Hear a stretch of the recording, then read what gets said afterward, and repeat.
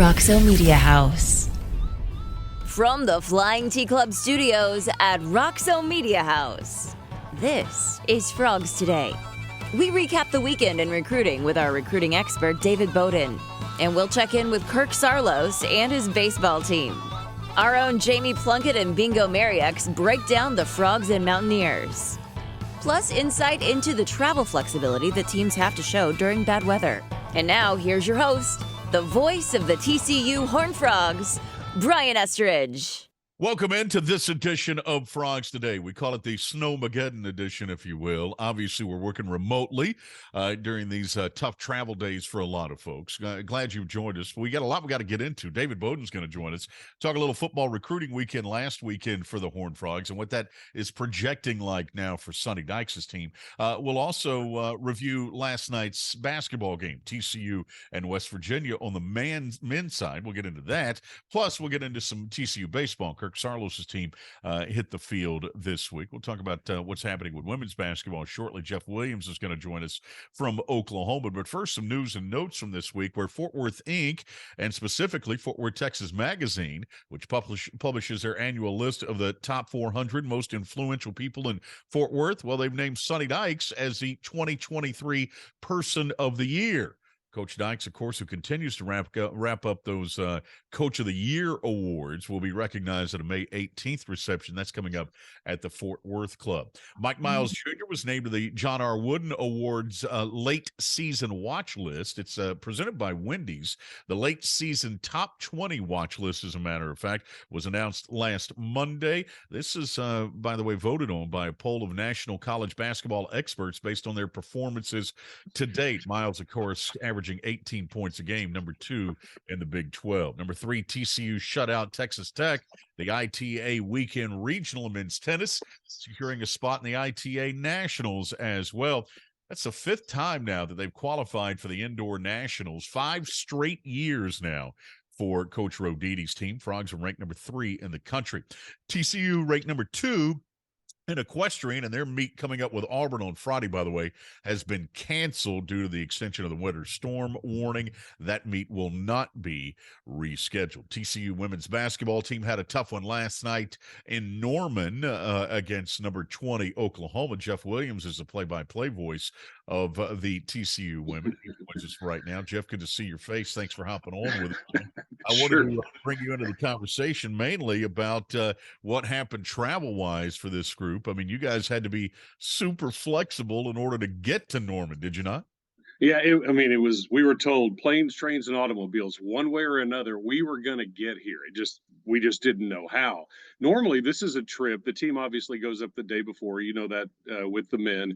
But for a game like this that's so close to Fort Worth, I just drive up game day, do the game drive back. Well, I started thinking I might not be able to get there.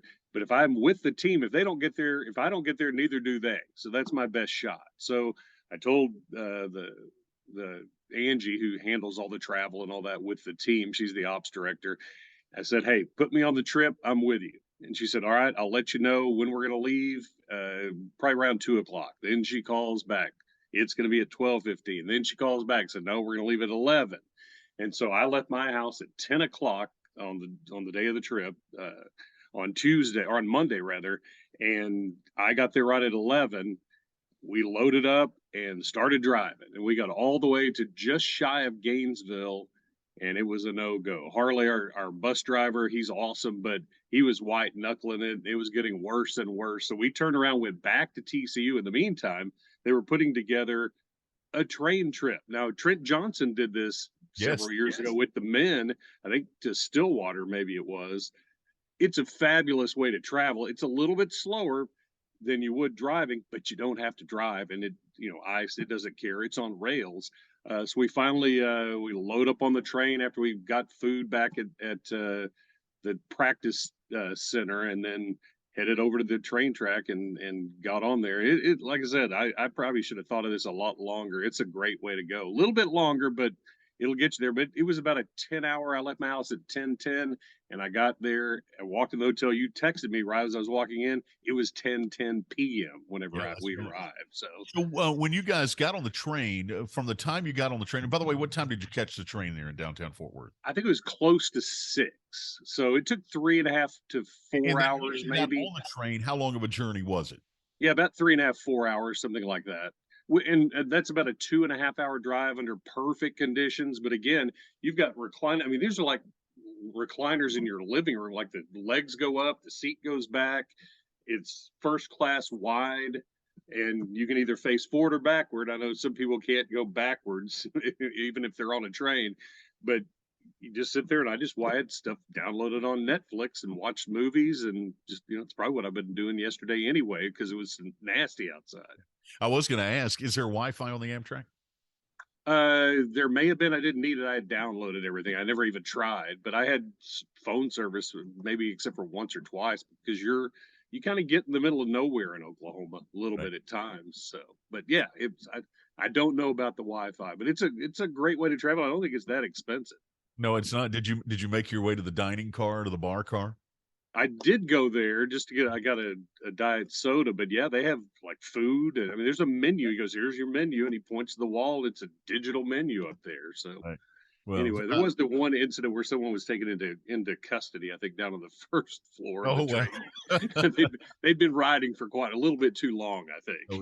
is that what it was? Yeah. Yeah. I didn't know if you tried to upgrade to one of the sleeper cars too to take your little nap on the way. Might have if it'd been a little bit longer, but they have them. I mean, like I said, it's just right there. You pull up, and the great thing about train travel is, you pull up, you park, you go in, and then they tell you go out to the red train, turn to the left, and you just crawl on. You don't have to go through security. I mean, from the time you get to your car to the time you're on the train, you can conceivably do it in 5 minutes. There you go. All right, talk to me about what this team has left. I know it's been a tough stretch right now for this group, and a lot of new faces that's still trying to kind of come together. Give me some sense as to what's left for this team on the horizon.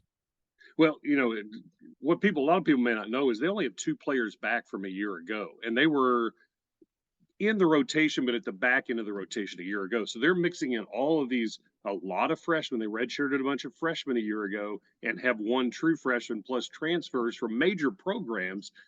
But it's been a huge rebuilding job and kind of putting it together, styles from Iowa and Nebraska, and just trying to piece it all together. They've now made the turn. We've started. This is the weird thing about scheduling. Sometimes, of course, they play everybody home and away. We've made the turn where we're starting to play people for a second time. And in the game against West Virginia, which was the first one just earlier this week, really close game. In fact, it was down. It was a 1-point game in the fourth quarter. Starting to see some progress on that, but it's weird because you're playing teams. We're going to play in the midst of 3 games against teams we've already played, and we haven't even seen Kansas yet. It's just kind of odd. We played all these teams like within a 2-week stretch, and then we still haven't even seen some of these teams. But I think we're seeing progress in the fact that they're kind of the memory of the game plans and all that kind of stuff starting to stick. They're getting together. And again, it has been a tough road so far, but like I said, the West Virginia game I hope was a good sign in that last week, and that they're starting to kind of put it together, because that was a really close single digit game that they were within a point in the fourth quarter Yeah, against a good West Virginia team. there's something to be said about familiarity and Yes. repetition too, and I think they're at that point now, right? Oh yeah, oh yeah, I think so. And the amazing thing about this group, because the way Reagan Peebly runs her program, it's always a very half glass full type deal. It's a lot of positivity. That's kind of her thing. I haven't seen a bit of change in attitude from anybody on this club. They're still coming to work out, putting in the full effort. Uh, they're taking the coaching and the changes that they're making and the adjustments they're having to make. They have the same smile on their face when they're not in the arena. So that's a tribute not only to the kids, but also to the coaches as well, because, with the struggles they have had, this could have degenerated, Sure. but it hasn't. Yeah. What do you have this weekend? What's coming up this weekend? Coming up, another game against a team we've already played, but it'll be Oklahoma State, also another solid team. That was also a game that was close up at their place, and that's a hornet's nest. They actually played really well up there. And when you looked at it, was the most confusing stat sheet I've ever seen because every stat that Coach Peebley emphasizes, they won, but it was the transition game. They hit almost every three they threw up, and they threw up a lot of threes, and that's ultimately what beat them. But it's a team they had a lot of success against. It just didn't show on the scoreboard. Well, I hope you're home by Saturday. Yeah, we are on wait and see mode without a doubt. I like it. Jeff Williams, longtime voice, 25 years, folks. The voice of TC Women's basketball. Thanks for hopping on with us, my man. Yeah, thank you. From Oklahoma. All right, coming up next, Jamie Plunkett's going to join us. We'll get a little his take on what's happened in this first week of college baseball season. That's right. They are underway as far as practice is concerned. Kirk Sarlos and team will hear from the head coach when Jamie Dixon, Jamie Plunkett, obviously. Got Jamie Dixon on the line. Jamie Plunkett joins us next here as we continue with more of Frogs Today. Dave's Hot Chicken is a cult favorite and now has 2 locations in Fort Worth, Bryant Irvin Road on I-20 and Berry Street at TCU, both owned and operated by Horned Frogs. Mention the Frogs Today show and get 10% off anytime and order online at daveshotchicken.com.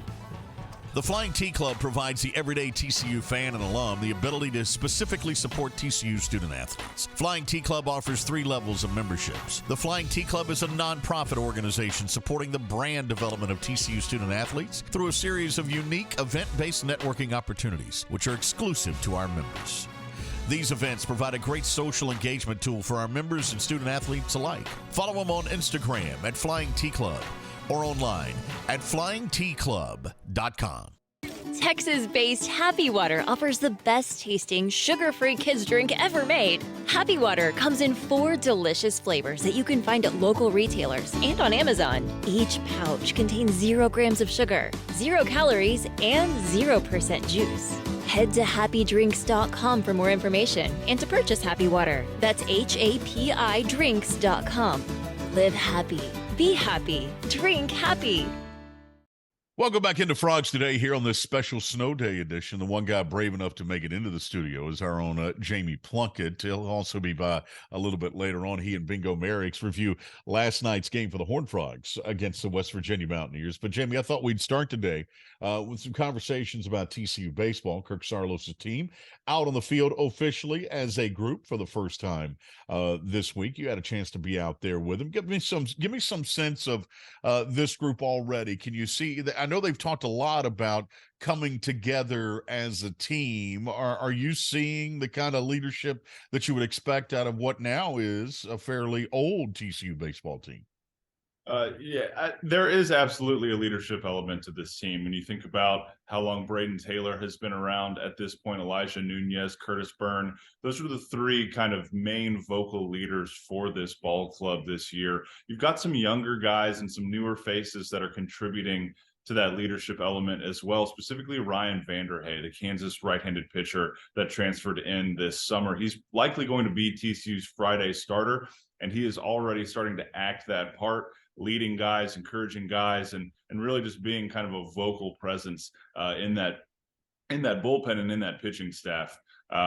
This is, like you said, an older team. They do have an incredible leadership element. And the best part about that leadership element, too, is all of those guys are going to be contributing on the field in significant ways this year. So they're backing up their words with actions. Is this, and I know it's only been a short time, and it hasn't had enough time for the entire roster to flip, and due to COVID, and Kirk Sarlos played a role, obviously, in all these players coming here.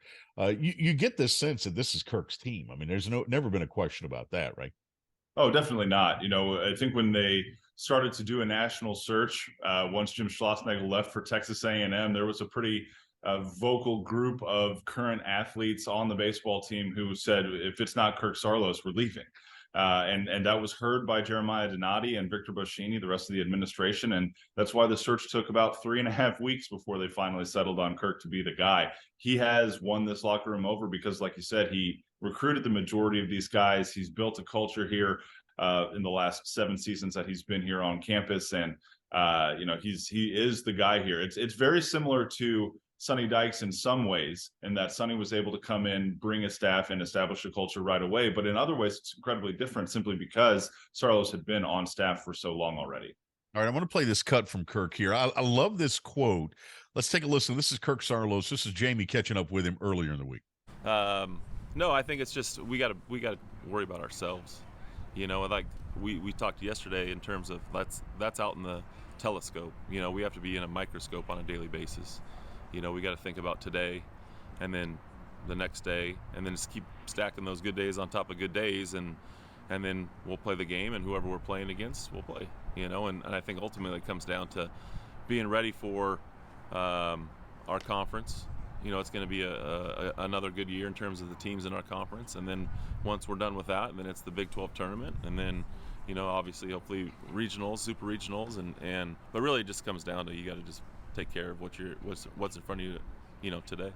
I love that, though. You have to look at things with a microscope and not a telescope. You look at them on a daily basis, and that's really kind of the mindset for this group. He said, hey, we got to take care of ourselves, right? They're not worried about any of the outside distractions, are they? No, they're really not, and I actually wrote about that this week as well. Kirk has done a great job of keeping these guys focused on their daily tasks. It's kind of a mantra among all of the programs, it seems, in TCU's athletic department this year, is that they're going to get 1% better every day. They're not going to worry about what other teams are doing, what people are saying about them, any outside noise. They're simply going to work on getting better every day, treating it like a work day, and using that kind of methodical approach to their daily work to get better and to win baseball games. All right, Luke Savage, a guy who's going to be called on now to be a starter in this rotation. He talked about that as well. He did. He's really excited. This is the reason he came to TCU, was to be a starter on the weekend, and he's going to have that opportunity this year. I've mentioned already, Kansas transfer Ryan Vanderhey is going to probably be the Friday starter. Cam Brown is likely going to be the Saturday guy, and Luke Savage is going to be the back end of that rotation on Sundays. He is a really interesting pitcher. He's got that 3/4 arm angle. He's got some really good off-speed pitches, and if he can keep guys off balance as a starter like he did coming out of the bullpen last year, he's going to be a pretty effective Sunday starter for the Frogs. Yeah, he talked about the difference in this role for him. Here's Luke Savage. Yeah, I mean, absolutely. I feel like the dream as a kid is to always be a starting pitcher, and that's been my goal the whole time here. And so to have that opportunity this year, I'm really excited for. And really, I just want to do all I can to help the team win and put us in a position to make Omaha and win a national championship. One other thing, Jamie, that came out this week, obviously the preseason poll in the Big 12. We knew about the rankings heading into the season as far as the national poll was concerned. You've got all the preseason picks, more TCU players on the preseason all-conference roster than any other team. Did you get any sense that that's top of mind for him at all? No, I didn't. I asked Braden Taylor about what it meant to him to be the Big 12 preseason player of the year in similar fashion to Mike Miles. And he said he didn't really think about it. He hasn't really considered outside expectations. He sounded a lot like his head coach, frankly, in that he was focused on just getting better, said that every aspect of his baseball game can continue to improve. He says if you're not careful, baseball is going to sneak up on you, and you're going to learn a lesson really quickly. So for Braden, I think it's less about the preseason honors and more about going out on the field and performing well and showing that you were right and giving him those preseason honors. All right, here's Braden Taylor in his own words now. No, I mean, I feel like that rankings are just numbers. I mean, you can be ranked number one, you can finish last. You can be ranked last and finish number one. I think like rankings are just for outside people to look in and, get a little action in there. But I feel like us, there's no other pressure. Just get out there and just go do our thing. All right, so all in all, sounds like a pretty good first week other than the weather, huh? that played a role, obviously, in the work that they got done toward the end of it. Oh, it sure did. They've had to adjust their practice schedule already, but when I was out there on Friday, it was sunny. It was about 65. They had a strong playlist playing. They were getting some inter-squad baseball going on. It was a good start to spring ball as they get ready for February 17th over in Arlington. All right, Jamie Plunkett, I know you got to make your way to Showmy Arena. We'll get a review of that Horned Frogs matchup with West Virginia with you and Bingo a little bit later on in the show. Thanks for hopping on with us. My pleasure. All right, coming up next, we'll start to break down that football recruiting weekend for the Horned Frogs. It was Junior Day. They had a bunch of guys in town. David Beaudin from Dissecting the Frogs is on top of that. He joins us next when Frogs Today continues after this timeout. Say hello to the water of tomorrow. Richard's Rainwater. Richard's Rainwater is 100% rain, refreshing, renewable, and the only ingredient we use in our water. Why rain? Because everyone deserves access to clean water, and rain is a 100% renewable resource available everywhere. Drink the rain. Save the planet. Shop now at richardsrainwater.com. Exclusive interviews and content on TCU recruits. Subscribe now at frogstoday.com. Any sport, anytime. It's your source for all things TCU. Only on frogstoday.com. Frogs Today continues now with our special snow edition. At least that's what we're calling it, folks. With the winter weather here, we thought we would lean on a guy from Boston who thinks we're all crazy right now. You've actually been out in this mess for the last 2 days, right, David Beaudin? I'm assuming you've been out just helping stranded motorists. Is that why you were out? That's right. And just reminding them to just hit the gas. Exactly. The gas pedal still works. Speed into the slide. Yes, right. Hey, we wanted to get you on because this is a big day. It used to be a lot bigger as far as football recruiting is concerned. In fact, this used to be the day, the National Signing Day. Most of it occurs in the spring now. But there is some news on that signing front. In fact, last weekend was a big weekend for the Horned Frogs, was it not? Yeah, it was. And now really everything's just accelerated, right? So in the early signing period in December is where the Frogs, landed the bulk of their class. And then of course with the transfer portal over the break is where they filled in, right?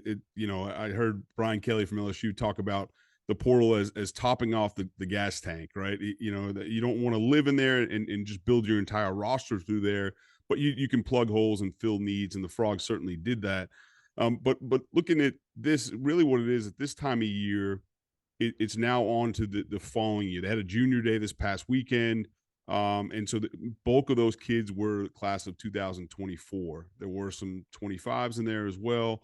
But so they're a year ahead, and that's where you have to be if you want to recruit at a high level right now. And they had the best of the best, and the advantage, of course, for TCU as it's always been, and now they're able to maximize it with the success that they've had, but is being in DFW. Now, kids have to, on unofficial visits like junior day, they have to, find their own way and pay their own way there. And obviously it's a huge advantage to have such a talent base here within driving distance. And when they are on campus, are you allowed at that point to offer when they're on campus? You are, yeah. You can't sign anything in front of a student. You can't do that. The last couple of days, Brian, have been a dead period. So Monday and Tuesday are dead right before. They're still honoring those rules for signing day. But really, there was just about, there's one kid that they were involved with. That's Warren Roberson, who we know, the safety out of Red Oak, really talented young man. But just recently, he went out on official visit over at US out in USC, and then he was down in Texas recently. That's where people, folks have him kind of trending towards Texas. But I'll tell you, the word out of their camp here at TCU, it has really changed in just in short order this past year. If this was a year ago, they would have been sitting, just begging Warren Roberson to come over. And I still think they'd love to have him. He's a great kid, really talented. But the reality is now they're in a position of strength and a position of power and have some leverage where they say, look, we've offered you've committed, and either going to commit to us or, hey, we'll have to move on and no harm, no foul. But we've got other guys. And so when you look back at that early signing period, there's 7 defensive backs that they signed. Very versatile. I think one of those for sure will bump down to linebacker. Of course, playing with 3 high safeties, they've got some, versatility there. And they also, that included some cover corners. So they feel pretty good at that position. They love to have a Warren Roberson, I'm sure. But they're not going to go begging and pleading just because of the position that they're in this recruiting race. I'm going to put you on the spot here, and I apologize for that ahead of time. But how many, like, were we talking this past weekend 400 or 40 that were? Yeah, no, yeah, closer to 40. So just over that, you end up with a lot of times with these junior days because they'll have somebody who's a true target for them. They'll bring along a couple teammates. So it's hard to quantify the exact number because you don't know who is truly a recruitable guy for them and who isn't. But we're talking in the 40s for that. But I'd say 90% of those guys were Texas kids. They had a couple guys from Oklahoma, one from Louisiana, but the bulk of them from here in Texas. All right, of those 40, how many of those are offers more than likely? Yeah, so I'd say probably 3/4 of them are offers. Yeah, so In other words, you're bringing in players that you want. oh, absolutely, yes, yeah, and they're again, and that goes back to where they are in recruiting. I think in the years past, they were in a position where you bring in some guys with hopes of getting them in the boat at some point, and then you kind of take that next tier down. Well, they went out and they've got some real talented high level recruits on campus that they really have a shot at, that they're in the mix. And I think there's just a shift in mindset where they don't feel as though that they're Texas's little brother anymore when it comes to recruiting, and they're going toe to toe and winning against some traditional blue bloods. Yeah, which is the way it should be. Let's talk quarterback situation. I know there was a high profile visit this past weekend. There's a lot of conversation going on as far as a transfer portal was concerned, and then what happens as far as quarterback is for next year. Any latest news on that? Yeah, there's a lot going on there. Obviously we talked the big name and sort of the headliner right now is Jaden Rashada that we talked about. From everything we've heard, things couldn't have gone better this past weekend. So, from his name, image, and likeness to the fit, the offensive fit, all of it sounds like it went really well. He, of course, came on an unofficial this past weekend. So we'll wait here. It should know something shortly, but all signs point to a really successful weekend for Jaden Rashada on the for the prep level. There was 3 quarterbacks this weekend on 2024 class that they've offered. One is a commitment out of Midland. He's a Midland League kid, Marcus Davilo. He had committed. He came on junior day as well. I drove out all the way from Midland and then drove back, that night after visiting with the coaches and spent some time with Coach Dykes and new offensive coordinator Kendall Briles. But then he also had Mikey Hawkins, a kid who he went from Allen to the new school, Frisco Emerson. Really talented dual threat kid that was being recruited by Briles at Arkansas. So already has that relationship, which bodes well for the Frogs. And he's a kid that's on everyone's radar. He's got Alabama offers all the way down the list. So it's nice to have some inroads with him. TCU was already on him, but to have that relationship with Kendall really helped things for him. And then just the local guy recently out of Aledo. So Haas Henji is a guy that they offered. He had just recently committed to Duke. He's still a class of 2024. So they really, it looks like they've made priority to not only get some talented guys in the quarterback room out of this class, but also get some numbers with the fact that currently only having 2 scholarship quarterbacks on their roster. Yeah, and folks will remember Hoss Haney's dad, Jesse, was a defensive end at TCU. His mother, Jim Ann, played college basketball at TCU, so he's got some purple in his blood. I know Duke was after him, right, hot and heavy at one point, still may be, but interesting there that the Frogs offer him as well, a quarterback at Aledo. Because I was going to ask about the influence of Kendall Briles already. We did hear that there were over a dozen current TCU players who emailed the athletic director saying, hey, we want Kendall when that search was going on. I think that's a good sign that players know that they want to play for Kendall Briles, the offensive coordinator. I wonder if that resonates with high school players as well. Yeah, I think it does. And he's obviously got Texas roots, but I think, somebody who just plays a fun brand, a fun style of offense. I think, at Arkansas, you saw he sort of had the chains on a little bit, having a head coach who's an offensive line guy. You and I, Brian, have talked about that in the past. And just, so I think we saw a little different style at Arkansas than we have traditionally from Kendall Briles. I think he's going to bring some of that over and sort of marry the two. But he's a guy that really does a great job using, all 53 and a third, right? Horizontally on the field. And, you'll have receivers line up right on the sideline to sort of really stress the defense and make those overhang players declare. And then obviously play with some tempo and get the ball out and take shots, right? When you look back at Art Briles, his dad, that was the one thing for TCU. It really stressed that 4-2-5 defense because, what they were hoping was for teams that defense for so long under Gary Patterson did such a great job. What they were hoping was, hey, we're going to, you make us throw it over our head. They're only going to do that once or twice. It's not a high percentage throw, and then we'll keep everything else in front of us. Well, Briles, who wasn't very good when they got to Baylor, said, we're going to throw it on first down over your head, and then if we doesn't file, second down, third, and so on, and we're just going to keep taking shots. And that's fun for guys. It's fun for people in the stands. So I think there is a lot of excitement. You're right on. But when you and I had that conversation about Arkansas, I had to remind you, there's nothing wrong with running the football, David Beaudin. There's nothing. That's right. No, there's not. And the funny thing is, I think they will run the ball. They want to run the football in a downhill style. This is not, even though they're spreading you out to run the ball, and they're going to take what the defense gives you in this brand of offense. Okay. All in all, progress being made is what you're telling me on the recruiting front, and trending upward, I guess, is the easiest way to put it, huh?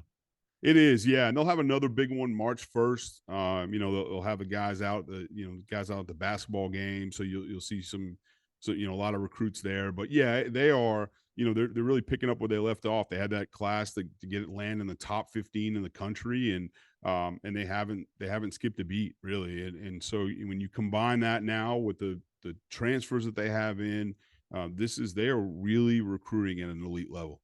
All right, and you've got a little recruiting special coming up, I know, here on Frogs Today, frogstoday.com. By the way, you can catch Coach Beaudin's weekly roundup of recruiting on Fridays at frogstoday.com. But I know you had a chance to sit down with some of those guys that were in town this weekend, and we'll see that later on this week as well, right? Yeah, we will. It was a lot of fun. Those guys, and that's the other thing, Brian, I want to point out before we wrap up here is that, to a man, the guys that they bring by they have come by the studio to see us, really are all just great kids and fun to be around. And I think that's intentional. I think they're recruiting guys that fit, that locker room and that style and who that coaching staff really is. And so it's been fun to get to know some of these guys and have them in there. They've got a lot of personality, and it's been a blast. All right, I'm not creating work for you here, but one other thing I did think of was we got Senior Bowl going on this week. You got Max Duggan, Darius Davis, Steve Avila, D. Winters, Dylan Horton, all down in Mobile this week. Once that game is over with, I may have you come back and let's take a look at a couple of plays from those guys. See how they give an assessment of where they stack up right now.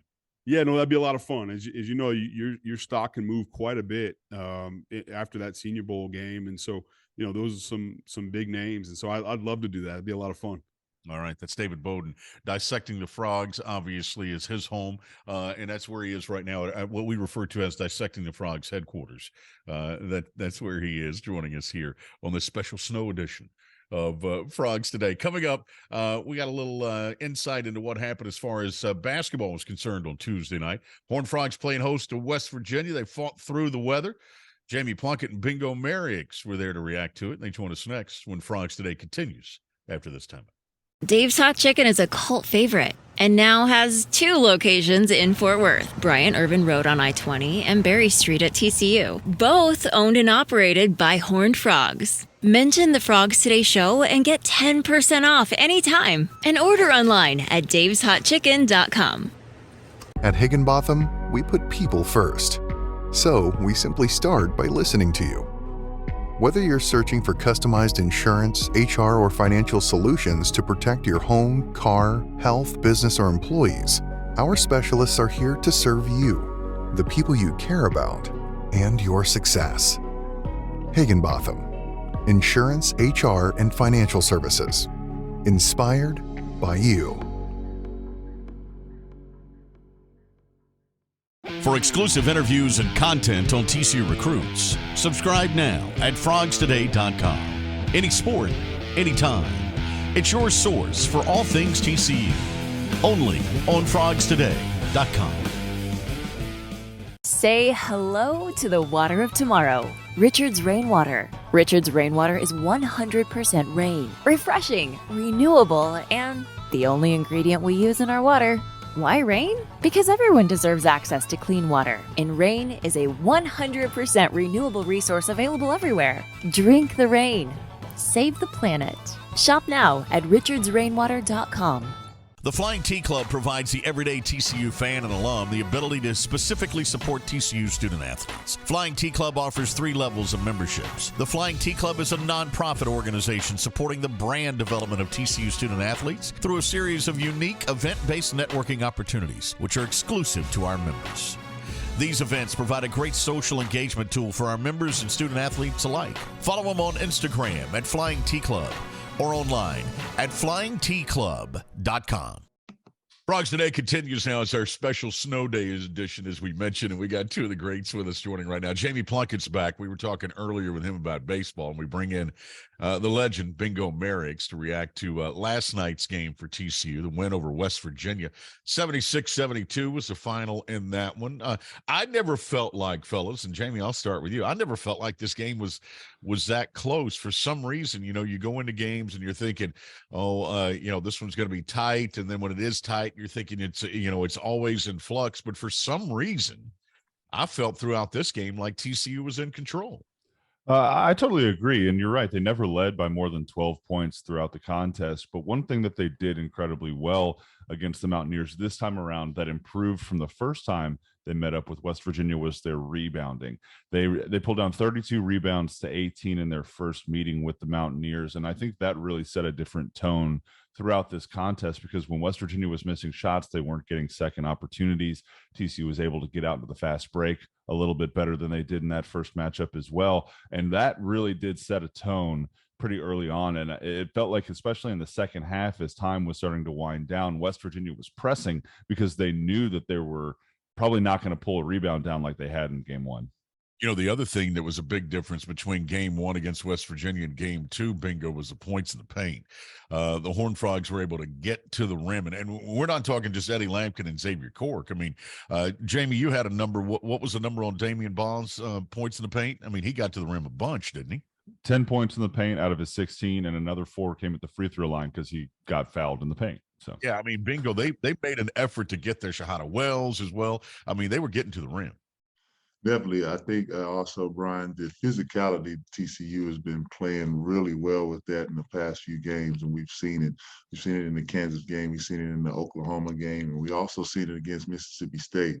I think when Mike Miles went down, it was a shock for them just a little bit. But once they settled in and realized they didn't have their leader on the floor, the Frogs came together, and that physicality definitely showed up. The other thing, Bingo, it looked as if Xavier Cork, as my grandmother would say, had gotten a talking to. He was a lot more physical in this ball game. Definitely, for sure. I think with Xavier Cork, he's still trying to find that he's going to get significant minutes now with Eddie being down and kind of with Mike being out as well. He's definitely have to step up in more of a third man up, fourth man up type role, because he's going to get the ball more in the post and he has to be more aggressive. And I think that dunk showed us yesterday too that he's definitely arriving. Which dunk?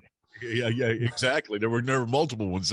The one where he posterized the guy was pretty dang special. You mentioned Lampkin and Jamie. The Frogs get 8 minutes out of Eddie last night, which was a surprise to all of them. And I thought they were 8 critical minutes. He only had the 1 bucket, but he had a couple of assists in this ball game as well. Grabbed a big rebound. I thought he was good in those 8 minutes. He was, he clearly wasn't 100%. He was hobbling around out there, but the Frogs needed him against Jimmy Bell Jr. Bell is a big kid. He's 285 pounds, and we saw in those first few minutes of the game that he was really able to move Cork around in the paint a little bit too much. And so Dixon got Eddie in there, and even though he wasn't 100%, he hyped the students up, which, TCU just opened up the doors and let every student in on Tuesday night. And he brought that energy, and he was able to slow down Bell just enough to where Bob Huggins actually got a little frustrated with what Jimmy Bell was doing, pulled him out of the game, and Bell ended up with only 18 points. Talked about it on the post-game show, the impact that TCU had defending Bell, especially double teaming him late in the second half,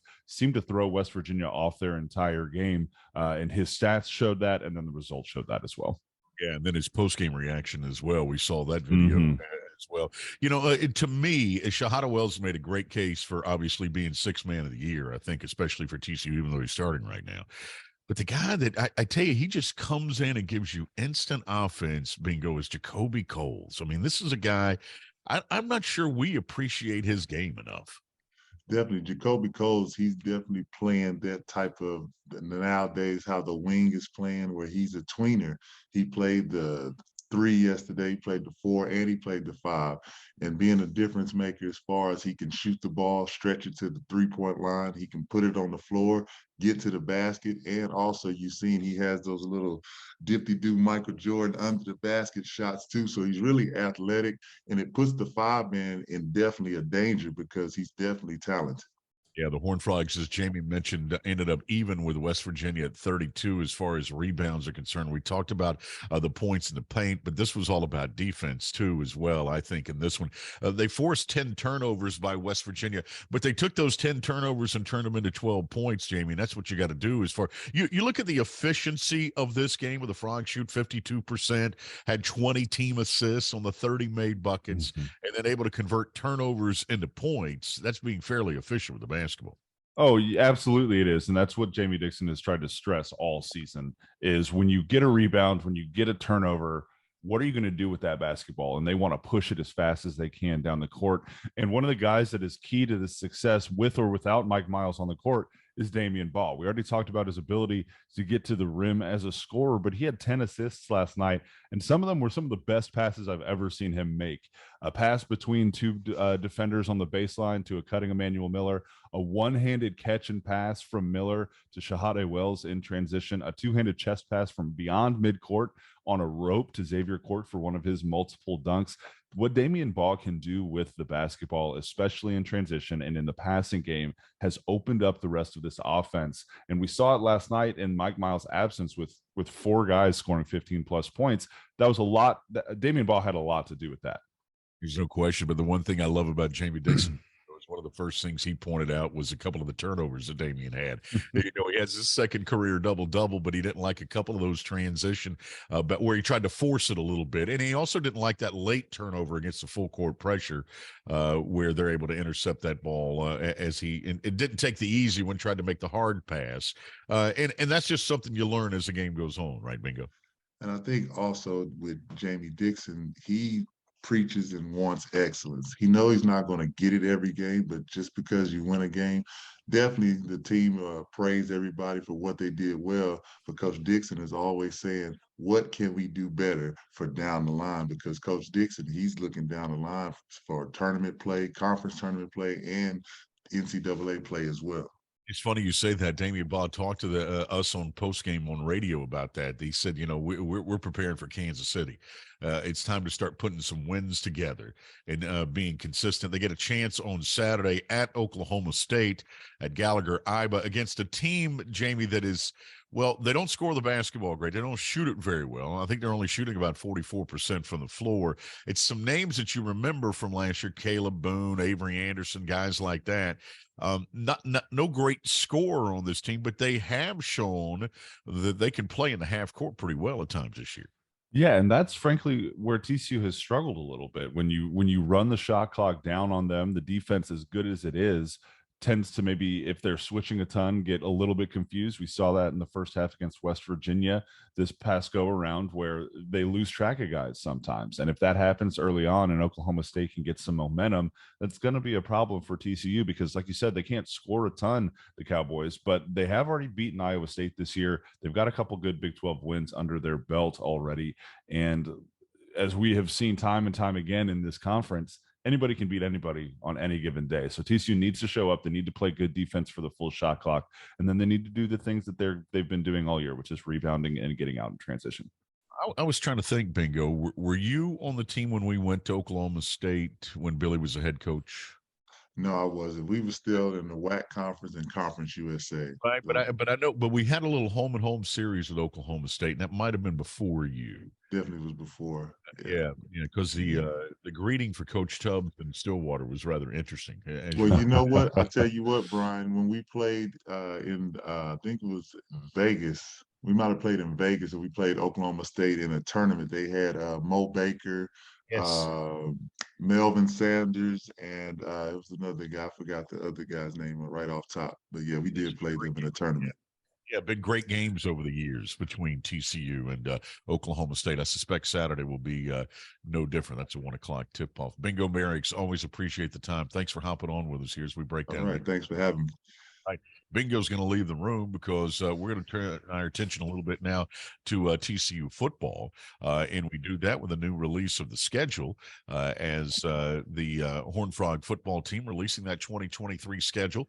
And Jamie, let's talk a little bit about this, if you don't mind, because the first half of the year especially looks well. There's some challenges, but it also looks like there's some rewards on the table for the Horned Frogs. Obviously, opening up with Prime with Deion Sanders in Colorado coming here to Fort Worth on September 2nd. But you've got 4 of the first 5. Am I right about this? Or at home for TCU, Colorado, Nichols, SMU, and West Virginia with one road trip there to Houston. Yeah, it's a pretty favorable first half of the schedule for TCU. You get the payoff of that, obviously, coming down at the back end of October and November. But this is a good schedule for TCU. I think it's fairly balanced. 7 home games for the Horned Frogs again, so season ticket holders will really appreciate that. But when you think about what this team is coming off of, a national championship appearance, compared with all of the things that they're losing at quarterback, wide receiver, running back, along the offensive line, even at cornerback and at linebacker a little bit as well. This is going to give TCU an opportunity, I think, to get some of those guys who were backups in 2022, some good experience at the front end of 2023, and really help them build towards what could be a significant run again next season. When you look at the back half of the schedule, you're going to Kansas State, to Texas Tech, you've got Texas and Baylor coming in here, and you finish off at Oklahoma the day after Thanksgiving. You're going to need to grow some guys up before you get to that point in the season, and the front end of the schedule allows them to do that. Yeah, it kind of comes in waves because we mentioned 4 out of the first 5 at home. Then you go 3 out of the next 4 on the road at Iowa State, home for BYU, at Kansas State, and at Tech. And then you get back-to-backs at home again in Texas and Baylor. 2 big rival games there before you close it out on that Friday after Thanksgiving against Oklahoma. I'll be honest with you, I kind of like the way the schedule lays out. Your open date, by the way, back into the month of October again, that last week in October, and I think that's a good thing. Oh, it absolutely is. Sonny Dykes talked a lot last season about how difficult it was to kind of overcome the week 3 bye week that they had because guys were getting banged up. They weren't able to rest. They played 11 consecutive games before the college football playoff without a break.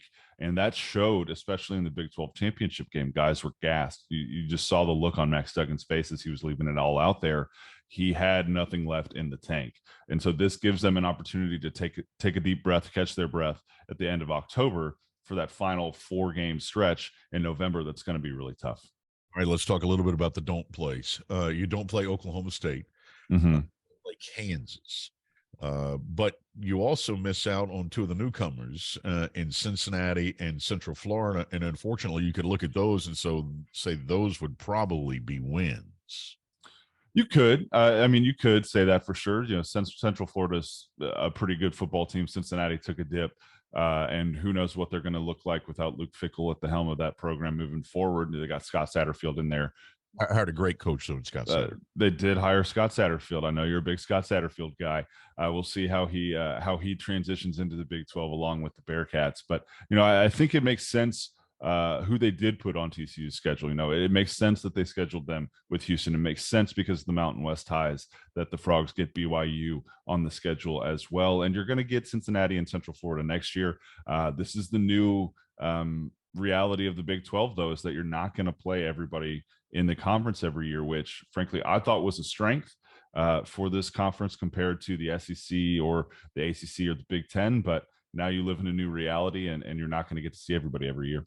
And when you hear basketball, you're going to play everyone once. Going to be in like a 4-team pod more than likely, where you're playing those 4 teams back, you know, with home and homes, and then the pod will switch every year. Yeah. And how lucky is it that TCU will probably end up with Houston in their pod? Yeah, exactly. How about that? That's right. The number one team in the country. All right. Jamie Plunkett, thanks for hopping on here with us. Thanks for the insight on both TCU basketball and this football schedule that is out. You can always find out more at frogstoday.com. We've got a complete breakdown of the season. Jeff Wilson has written a great piece on that. As we talked earlier with Jamie from back at the Flying T Club studios, we moved him, by the way, for later on in the show. He's got a piece coming out on baseball that you want to check out too as well on frogstoday.com. We want you to like, subscribe, comment, and share, obviously, to the website and to our YouTube channel as well. Thanks to Jamie, Bingo, David Beaudin for stopping by. Enjoyed it here today. Don't forget, coming up on Friday, we'll talk about the 150th anniversary for TCU. We'll get into that. Plus Senior Bowl coverage with the Horned Frogs placing 5 players down in Mobile for the Senior Bowl, including Max Duggan, the quarterback, Steve Avila, Darius Davis, D. Winters, Dylan Horton. Did I leave anyone out? I think that's everybody. Got everyone. All right. We'll talk about that coming up on the Friday edition of Frogs Today. And Jamie's working on a Talking Frogs this week as well. So you want to check out that podcast on our website. That's going to be a good one. A super fan joins Jamie Plunkett this week. All right. Until we see you on Friday, have yourself a great remainder of the week. Thanks for joining us here on Frogs Today, special Snowmageddon edition. Frogs Today is brought to you by the Flying T Club, supporting TCU student athletes, and by Richard's Rainwater. Say hello to the water of tomorrow. Frogs Today is a production of Roxo Media House.